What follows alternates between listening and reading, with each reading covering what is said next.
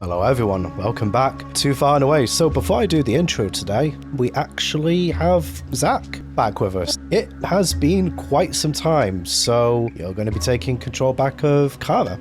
Hopefully, over time, you'll be able to hopefully piece together what's going on. So basically, the last immediate thing that happened is we went back to the beach after our foray into some caves, and we got attacked once again. I don't think we actually did anything after that. I think we literally just ended the combat. So I'd say over to you, Pete. You see geese surrounding you, only next season. Brandon looks around the geese and he just makes eye contact with one of them. Did it just look like regular geese, or do they seem humanoid in appearance? They look like regular geese. Do they react to Brandon in any way? When you are looking at one of them, it looks directly back at you and hisses. Do we hear the hissing sound? You do not. Brandon is just going to look around to the others, go, okay, so full disclosure, my magic surged back there so I can see invisible creatures at the moment. It seems odd that no one said anything, so am I assuming that I'm the only one who can see these three, pointing to where the geese should be? There's nothing there. June would try to look with her blind side, but she slowly shakes her head and is like, are you sure? Because even I don't see anything. Did you get in the wacky tobacco again? No, Kara. I only did that once when I was quite a bit younger. Brandon just turns to one of the geese and goes, hello, can you speak? Do I get any reply other than a hiss? Nope. Brandon is probably just going to wait out the minute-long duration, see if they just disappear. A minute passes and they begin to fade away as your sight returns to normal. One of them is walking towards you, then disappears. Okay, that was weird. Okay, sorry, I just need a second. Are you okay? Can you take a break? No, that went a hell of a lot better than it did last time, I have to say. At least I wasn't thrown on the floor and trying to shoot a fireball down one of the throats. I feel like we did well this time, even though there were new terror tigers enters. Yeah, about that. This one took a spell slot when it bit me. It took a spell slot from you. Yeah. Brandon is going to put his hand on the creature, and he's going to say, I'm going to see if I can get it back. Before you do, Turns to David. David comes over and takes a piece of physical material. What specific piece of physical material do you take? Just based on needs. You have a slab on it. Now, when you put your hand on it, roll me Arcana. 21. You close your eyes and concentrate. And as you do so, you start to pull, and you can feel part of your magic within it fading. But you manage to just grasp it before it fades and pull it back. You regain your spell slot. I did it. You I got my spell slot back, yeah. Is it like when you take magic from the glasses? It felt different. It felt as if something was trying to hold it back. And you also can feel that if you'd left it much longer, you wouldn't have been able to reclaim that at all. On a 21, I'm guessing he can conclude that he couldn't take the spell slots that these creatures already had. He could only take back his own magic. Yeah. Right, so Brandon will say, these things were casting spells, definitely. I mean, that one pointing to one of the ones in this direction, that cast Fog Cloud, the same thing that I did in the cave. It suddenly became quite a mess there. I shouldn't have. Stayed in there. Yeah, Well- John, what happened to you in there? First and foremost, I didn't want to leave you behind. So that's that's why I At some stayed point, you were the only one there. You do know this. there. Yeah, but I cast one of the abilities, Thornfield. I managed to keep them from moving, but it also cost me damage and cost them damage. And they kept slipping and I kept slipping and we were all blinded in there. Oh, So shit. it was a big miss. But I felt okay because at least I could see. I mean, shit, I'm really sorry about that, I'm Grease. glad you did because somehow I managed to make it work. Your giant weasels are still somewhere in the mist. Oh, yeah, Brandon will just call the weasels back to his side. I'm assuming he can just do that. Hey, have you guys seen Edgar? Did June see what happened? Because Brandon was blind at the time. Was the fog up then, or was that before? I can't remember. No, it was before. He didn't make it. I assumed you despawned him, but apparently No. not. No, I didn't. Like, it was when the color stuff began spraying, Yeah, right? I didn't think about what I was doing. I should have sent him into the air. Okay, well, according to that Find Familiar scroll, I think I can resummon him. I don't think they're dead, they just disappeared. I think so because I remember getting really stressed about Splinter, but it seemed like he was just like despawned. Okay, before anything else, guys, do we need to take a rest before we continue? I want to take 10 minutes until so I can We more bury- information about these creatures. Maybe we bury the bodies first, just so nothing like the terror birds come over. You remember what happened last time? There was a collection of these things. Should we just burn them? Or whichever, as long as we get rid of them. I'll leave that to you. I'm gonna take 10 minutes. I feel more comfortable with burning them since whenever something quite powerful messes around with creatures, they tend to come back. Ryan's going to look around the battlefield and he's going to just generally be inspecting each of these creatures. I think I remember you saying that a few of them got chopped up. Can Brandon actually see inside any of them? There's holes from wounds you can potentially see through on some of them. Depends on what you want to try and see. So basically what Brandon wants to try and do, I mean, maybe this might be another Arcana check, but because he has an opportunity to actually see these creatures up close and he actually learns something about Arcana, he kind of wants to see if he can get any insight into their design. Denivel once suggested that Dissipator might be Virtus, so kind of like using in tandem with the diagrams that Virtus being sending him in his streams and his general improved understanding of Arcana, he wants to just see if he can get an insight into these. Roll me an insight and then an Arcana. The insight's going to determine what you could potentially learn. An Arcana can actually learn it. Okay. I think I am actually going to tie to Chaos the insight roll. The stuff Bertu has been sending you is very clearly mechanical based instead of organic. So maybe it might help if I actually say specifically what I'm interested in to help narrow it down. So this thing took Brandon's magic and can cast spells. This thing seems to be an artificial construct. The ability to store magic is going to be a part of Bertu's design because he explicitly said that he would need a vessel that could hold a lot of magic. So it's like he wants to know like how magic is transferred into this thing and how it can potentially be taken out. As far as you can tell, it seems like these gather magic the same way that you do normally. The way that they drew magic out of you is effectively like drawing blood. They effectively drew it out of you into themselves through their teeth. Right, okay, so basically, Brandon's limitation up until now, he's only been able to take it from objects. I mean, to be fair, he's not tried taking magic from people, he's only tried giving it. But this kind of implies that it would have to be contact with blood, basically. Possibly, What but he you're could not sure that conclude. you could replicate it for any other variation. He was able to grasp that spell slot back because it was your magic. Yes, yeah, and I think he concluded that with the previous roll. Does Brandon get the impression that if he took a longer time studying this, that he would learn any more? If you were to have some way to actually experiment with creating something like this, maybe. But as Well, things like- stand, you don't. Doing like an autopsy wouldn't yield any more information in this case. Not based on your knowledge. Fair enough. Okay, in that case, that's what Brandon will do. And I suppose he'll be helping Jun gather the bodies together to burn them. You drag the bodies together, bumping their heads and making furrows in the dirt, making your way around the fog. I assume Jun is the one going in and out of the fog, and Jun can see. The fog is gonna be there for an hour, right? Yeah. Yep. Yeah, I will be the one. Actually, Pete, how long was the fight itself? We got here at about 2 o'clock. You frankly know better than me, you edited it. If we want to do the fight in real time, it was about 20 minutes. Editing time, I mean, it was actually 4 hours, but you know what I mean. So we'll say it's about 1:30 by the time Yeah, David is 2:30. finished. Speaking of which, David, Yes, so you were slapping your meat into a book.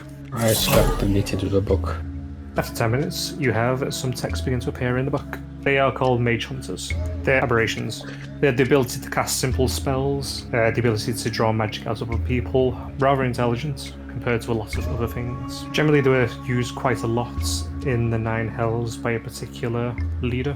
Is that particular leader Dissipator by any chance? No, Bertie. Uh-huh. Do they have any known weaknesses? Just regular vulnerabilities, effectively. Right. Particularly susceptible to anti-magic fields. What is their weakest or their lowest stats? And also their highest? Lowest stat is Charisma, 10.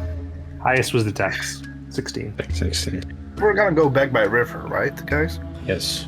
Do we know if the octopuses? Yeah, they might be an issue. Not sure about you guys. How are you looking for spells right now? I'm perfectly fine. I have all of my first level, all of my third level. I have 1 second level left.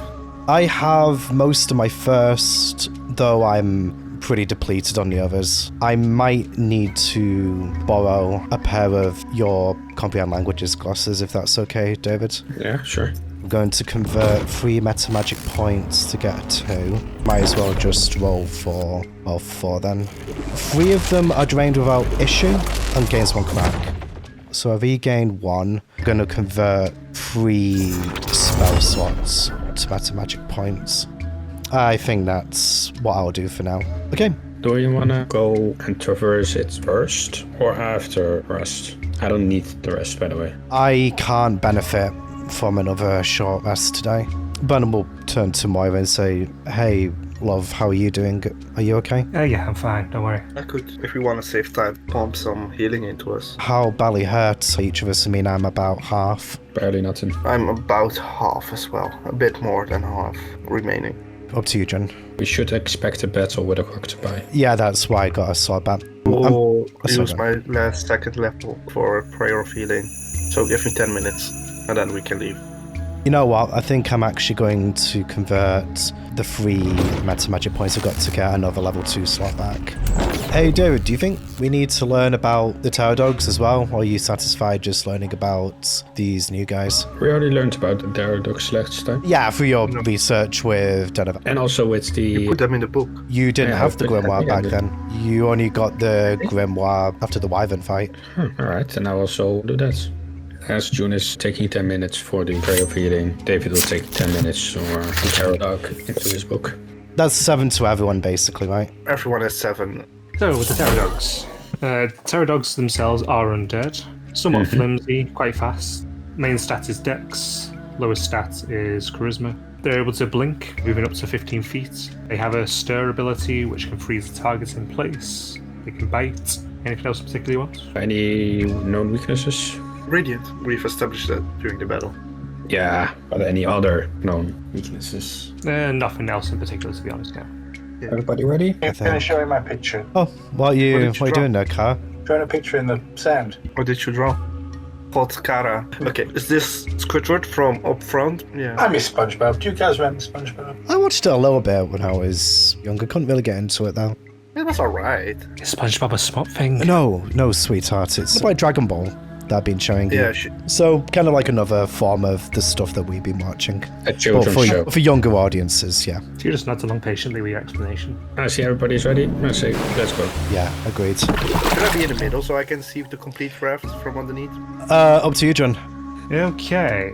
So, you begin paddling, trying to move across the river. Let's make a group strength check to see how far along the same level you are. Kara will be humming over knockoff law to herself. We can do double digits, guys. We can do I'm double not- digits. Come on. I'm not sure Come about on. that. Now, Come on. the good thing is he said that we're all online and we are on the same level. You're all frantically trying to paddle against the flow of the water, but you're focusing more against trying to paddle against the flow instead of getting across, so it takes you longer to get across, and you sink you further and further down the river as you go. You already were quite far down from where you were previously, so you've gone much further down now, which you're going to take several hours of travel to get back when you reach the other side. Brandon, do you mind singing a song? I guess. What do you want? Moon Over River. knockoff flow. I don't know that one. I mean, I guess I could sing Binks' Brew from One Piece. Maybe that's appropriate. Kind of like pirates on the water at the moment. Yo, yo, yo. Gather up all of the crew. It's time to ship out Binks' Brew. See you when glows the wind. The tail is too. I don't remember the words. I gotta be honest, I expected the Pirates of the Caribbean. It did make me song. feel. It did make me feel good. As Are you you going reach down? the other side, you're approaching the shore, and something surfaces behind you. How close are we to the shore when this happens? As close as it actually is on the picture. And we react in time? It's just going to be a straight initiative roll. Okay, so Brandon, top of the round. So, Brandon is going to take out his Circle of Blasting, and he is going to use it to attack this. It's basically Scorching Ray 3 times. So I believe that's 22 damage. Yep, you scorch it across some of its skin as it surfaces. It hisses in the water. Okay, and I think that is all Brandon can do for now. Harris turn. Can I command it to sing? Wisdom, Oh, mine? 16. Oh wow, it beats it. God damn it. You cast your spell and nothing happens. David, Good old reliable Eldritch Blast. First attack, 7 damage. 7 damage, you push it into the water and further away. And the second one, for 18, for another 10 feet. You blast it further back. You start to see ink start to seep out of it. And then I will tell the others, continue pushing the raft along, let's get to shore. And that is my turn. Moira would probably... Would she heed David's instruction given what's gone on at the moment? Probably not. She's confident in her own abilities. She frankly thinks she's more used to taking shots at it. Steady aim, take a shot. Gonna give it a +2 to its AC because of the water. That will be 17 damage. Okay. The arrow streaks through the water like a torpedo, and you see it make contact with its main body, and you see more ink start to fizzle up. Right, that'll be her turn. And with that, it is their turn. So to start with, another one comes streaming up from further down. And it's going to come speeding in. Given it saw Moira attack last, it's going to make an attack against Moira. That's going to hit. Yep, it will. 5 damage. And give her a strength save. 8. She failed. The tentacle wraps around her and has a tight hold of her. Okay, I'm assuming Brandon sees that. You does, yes. Moira! Following that, given it's got a hold of someone, it's going to pull itself forward and it's going to bite her. And it has advantage now because she's grappled. And it still misses. Bites into the wood instead, cracking through the planks on the end. The other one is going to make its way back up. This other one is going to make a tentacle attack against Brandon, giving you sheltered. You're going to have its attention. That is going to hit Brandon. 4 damage as it attacks you, then strength save. You're now grappled as well. It's also going to go in for a bite. Yeah, I was going to say it doesn't hit, but I remember your AC shite. He's going to do so, but Ties of Chaos is going to go off. 87. I cast okay. Fly on a random creature within 60 foot of me. Luna is 1. Let me David's write this 9. down. So then it's like 1, 2, 3, 4, 5, 6, 7, 8, 9. And Yeah, Croctopus from at the the top is 10, at the bottom is 11. And 12 is a reroll. Yep. Moira. Moira? So, you raise your hand, and a barrier comes up, blocking the bite. And as you do so, you feel your magic crackle and surge. Moira suddenly starts to lift off the raft. She starts flailing her arms. Wasn't she grappled? Yes. How does this work?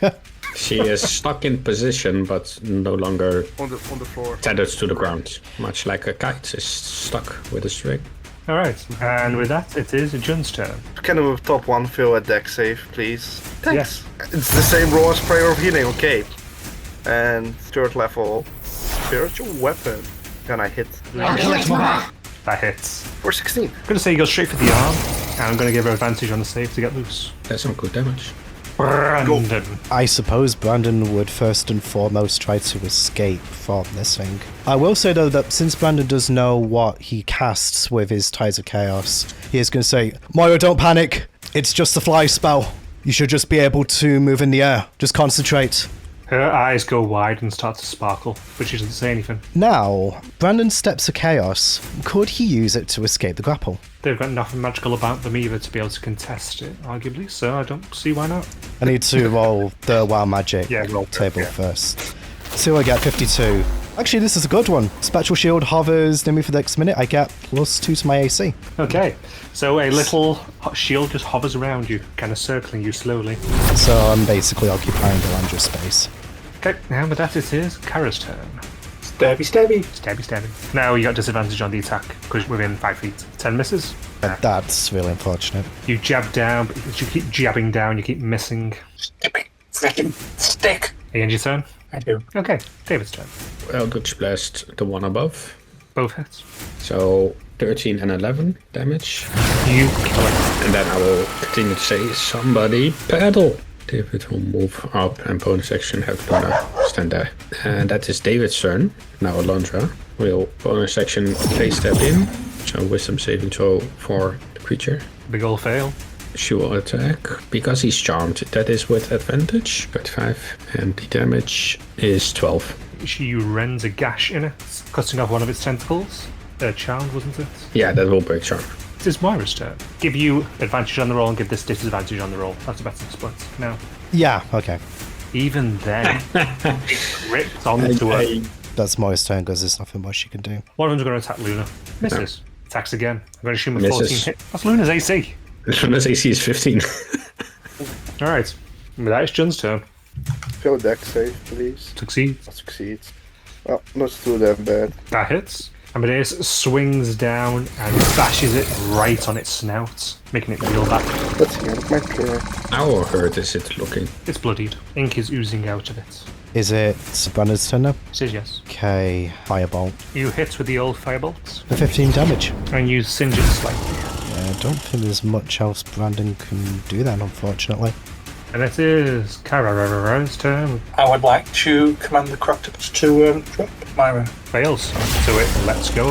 On their turn, I believe, with command. And David's turn. Two Eldritch Blasts won't be pushing him away. He's grabbing Mora. So 1 hits. 10 damage. The blast smacks into it, and it oozes out ink and blood. Alright, that is David's turn. Elandra instantly stabs. So that fails. And then immediately attacks with advantage, specifically targeting the tentacle that's holding Mora Yeah, okay. for 17 damage. The blade bites deep, pulling away and leaving a large jagged hole, which is bleeding out profusely. Myra's turn. Moira is still going to try and break out. Just straight strength save. Give her advantage on it, and I give it disadvantage. I'm not even going to bother rolling. 2 natural 20s. Okay. Actually, you know what? Let's see if she tears it apart. See if she rolls back. But I shouldn't tear it apart. So she pushes it away, and she zooms up 10 feet into the earth. That used her action though, didn't it? It did, yes. I'm going to have Moira go up 10 feet into the air so she's 20. And that's going to end her turn. Mostly dead is going to flail and attempt to just attack Luna, given it's their main target within reach. That fails. Fails. Jun. Make a dex save. It flails around, and it's dead. Okay, it's there. Brandon is No, immediately start going to paddling. start paddling